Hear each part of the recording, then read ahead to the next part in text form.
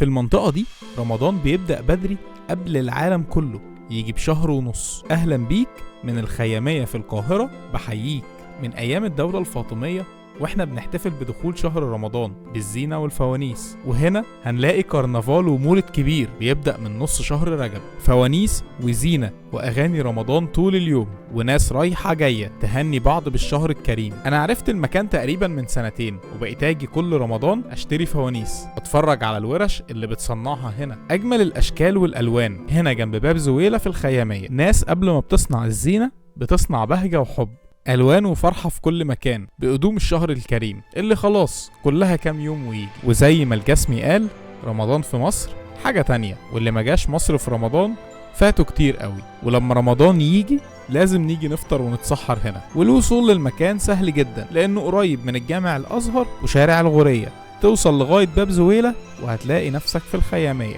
أهم حاجة ما تنساش تشتري لكل اللي بتحبهم فوانيس رمضان وتعلق زينة رمضان على بيتك. ولو بتحب الأماكن القديمة والسفر ما تنساش اللايك والشير والفولو.